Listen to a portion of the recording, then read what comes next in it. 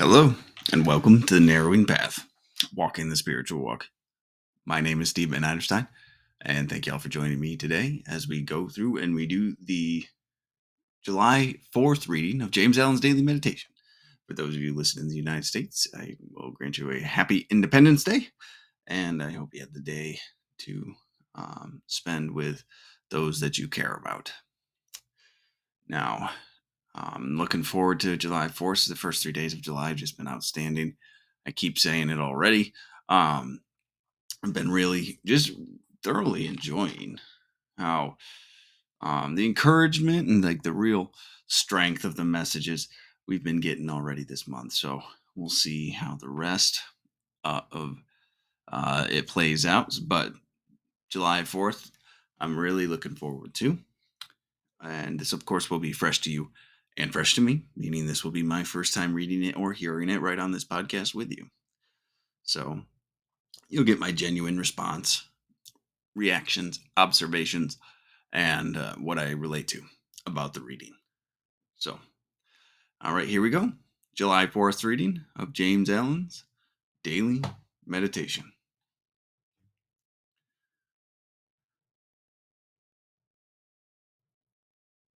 How can he fear any who wrongs none? The righteous man is invincible. No enemy can possibly overcome or confound him. He needs no other protection than that of his own integrity and holiness. It is as impossible for evil to overcome good, so the righteous man can never be brought low by the unrighteous. Slander, envy, hatred, malice can never reach him nor cause him any suffering, and those who try to injure him only succeed ultimately in bringing ignominy upon themselves. The righteous man, having nothing to hide, committing no acts which require stealth, is fearless and unashamed. His step is firm, his body upright, his speech direct and without ambiguity. He looks everybody in the face. How can he be ashamed before any who deceives none? Ceasing from all wrong, you can never be wronged. Ceasing from all deceit, you can never be deceived. I like these. The meditations that have the undertone of the strength that comes from living this way of life are always one that I am grateful for reading, because sometimes I forget, or it just isn't at the forefront of my mind because living a different way of life takes priority and is new, and it's a rush of excitement almost, but also it's scary to do things differently. It's intimidating maybe because you've lived a way of life for your entire life. You've behaved and acted in a certain way this whole time. So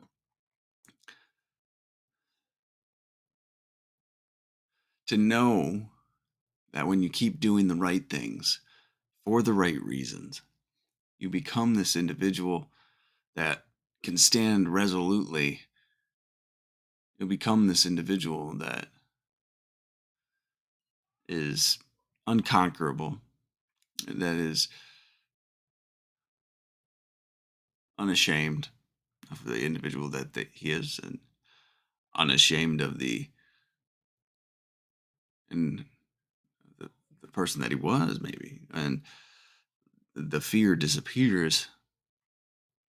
And that's a huge milestone to walk into. Right. And to be honest, I've certainly experienced much less fear and much greater sense of strength and security since I started living this way of life. So much so that it's proven to me that and given me experiential evidence that I believe this. I believe I believe the claims of these meditations. I do. I believe that when you continue to do the work to purify your own soul thoughts, and then therefore actions that you can become somebody that you didn't even know was possible. I think it's my belief that our own thinking can limit our our own opportunities. So let's go ahead. We'll get into this one. The first line: How can he fear any who wrongs none? I don't need to be scared of people. I don't need to be scared of what people are going to do because I haven't gone about taking actions, making unhealthy demands of security and affirmation from those around me. I haven't stolen. I haven't unjustly accused, right? I have no, like how he said it, how can he fear any who wrongs none? I don't need to walk around afraid of what people are going to do in retaliation to what I've done, or people are going to see the person I really am and then act accordingly to my own fear and anxiety. So that question is very telling. And it's something to contemplate, really. The righteous man is invincible. 5 words, huge statement. The righteous man is invincible. It doesn't say kind of, or in this way, or in this perspective, right? The righteous man is invincible. He cannot be defeated. When James Allen's direct about these things, I say it every time. I always appreciate it because I like to manipulate it. I like to make it fit a storyline or make it fit a perspective or dialogue that I want it to fit, or I can. I do that with people sometimes still. Not nearly as often. I'm much better about living in reality today, but it still does happen. So when he's poignant and direct and precise, it's clarity is a beautiful thing for me. So the righteous man is invincible. It's a beautiful thing, but you have to achieve righteousness first. You have to put in this work necessary to actually become that person that is invincible, that can walk without fear. He says next, no enemy can possibly overcome or confound him. He needs no other protection than that of his own integrity and holiness. No enemy can possibly overcome or confound him. There's not even the remotest potential or opportunity for it to happen.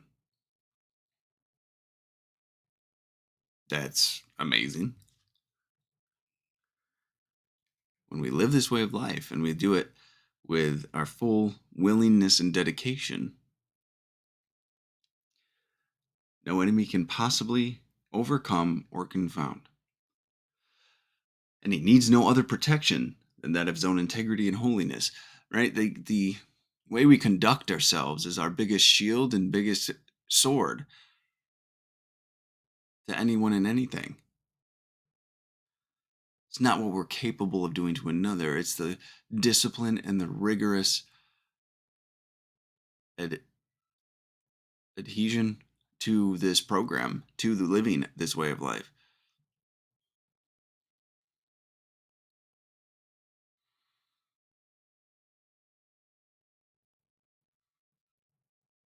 Those things will protect us more than we ever know.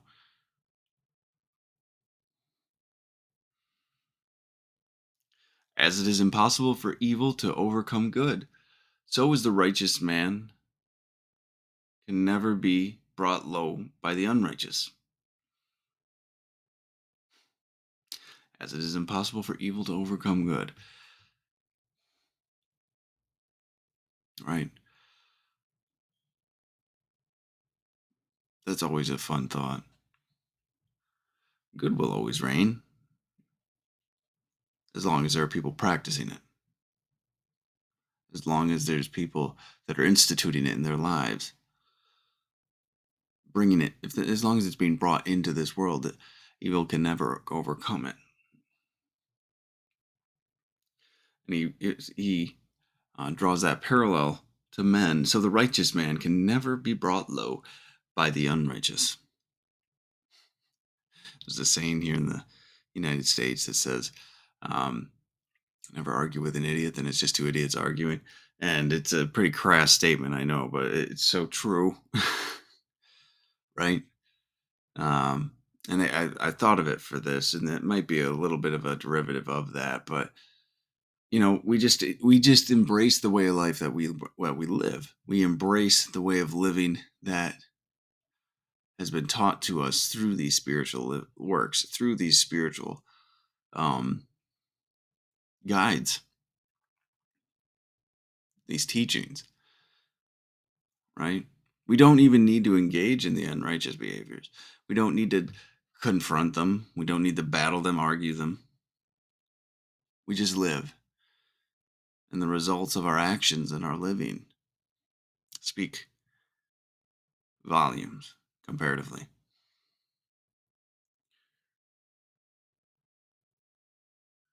Slander, envy, hatred, malice can never reach him nor cause him any suffering, and those who try to injure him only succeed ultimately in bringing ignominy upon themselves. I'm going to look that up real quick. I've never read that word before. Public shame or disgrace. When you live, that makes complete sense. Slander, envy, hatred, malice can never reach him nor cause him any suffering, and those who try to injure him only succeed ultimately in bringing ignominy upon themselves. When you live a certain way of life, when you practice this way of living so completely and openly, your reputation, your standing in your community will instantly be impenetrable to these things. And the people trying to spread these lies and the people trying to get a foothold in for an attack will just fail. And it will come back around on them. When you do not engage with that and the action speaks volumes more than the accusation, it only is a negative reflection on those that started. They'll feel the pain of their own actions, which is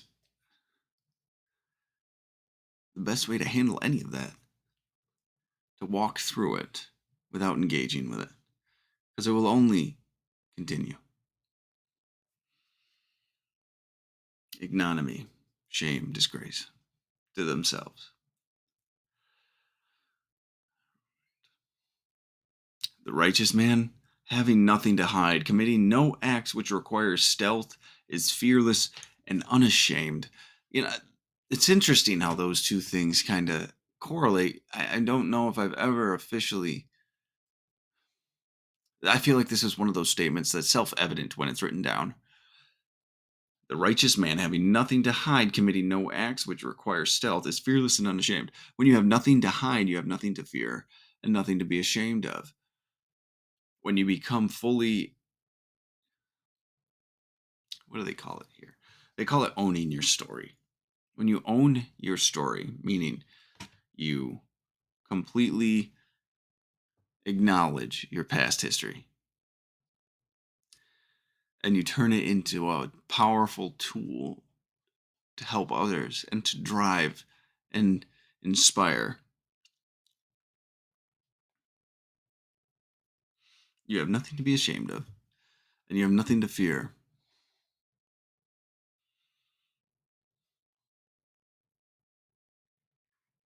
What a blessing. When you quit doing wrong things, you don't need to be scared anymore. It's a pretty simple straightforward thing, I guess. But until you see it written like that, it hits differently. His step is firm, his body upright, his speech direct, without ambiguity. He looks everybody in the face. How can he be ashamed before anyone, any who deceives none? It shows in your physical stature. It shows in your physical um, presence, and that's been my own personal experience. Actually, I've been able to physically recover from years of wrong living by simply doing this work, by being open, honest, and willing to live a different way of life. And the rewards I've reaped from that have been so incredible that I can't put into words the amazement that I have on a daily basis. His step is firm, sure, his body upright. We have nothing to crouch over, try to sulk away from, try to hide from. His speech direct and without ambiguity. We're not hiding anything. We're confident in our statements, we're confident in our direction, in our thought. The clarity is there. The darkness from insecurity and fear no longer clouds our mind. The shame no longer holds us prisoner when we do this work, when we take these appropriate actions.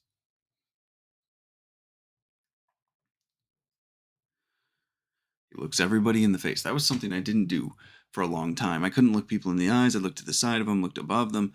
If it was a crowd I was speaking to, I would just look over them, not acknowledge it, or I would stare at the floor. Or I would, in today's world of screens, I could find any reason to look at a screen rather than you. I could look anywhere but you in the eyes because I felt like the shame would just come pouring through me, and you know exactly who I was. I was terrified of that. Absolutely terrified of that. It was a sad state of being. I didn't know how bad I was. I didn't know how bad of a spot I was, maybe is a better way to say it. But these promises have come true for me. These statements are exactly what has occurred since living this different way of life and going through and correcting my past mistake, owning my past mistakes, being convinced of their wrongness, of their sin, their ignorance, and trying to amend them.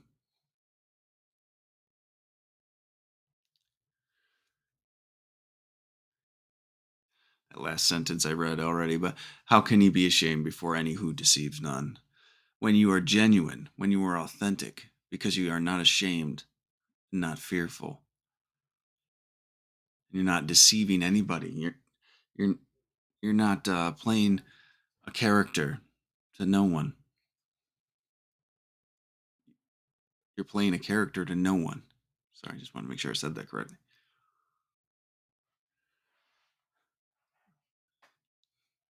You have deceived no one.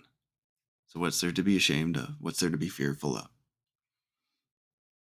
Again, one of those self-evident statements right there that make a whole lot of sense, but because I didn't read it or hear it beforehand,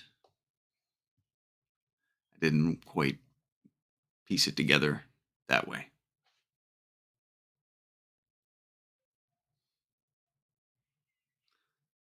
All right, and the last line, ceasing from all wrong, you can never be wronged. Ceasing from all deceit, you can never be deceived.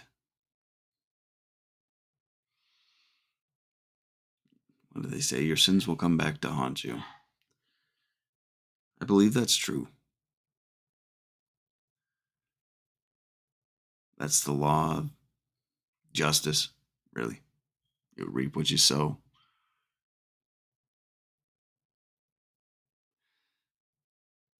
If you lie, you will be lied to. If you wrong others, they will wrong you.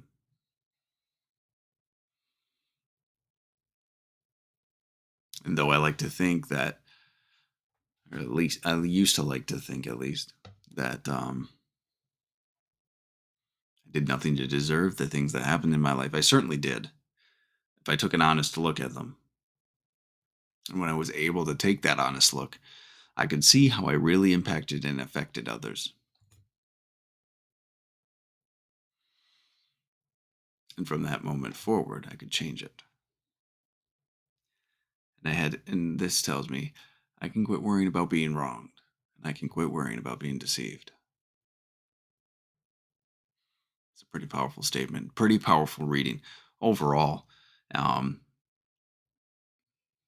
it just struck chords so deeply in my soul and inspired as well. I found a lot of inspiration in these four from June already, or excuse me, from July already. So I'm grateful, eternally grateful for it. So, but thank you all for joining me for July 4th reading. And I hope you found as much benefit in it as I did.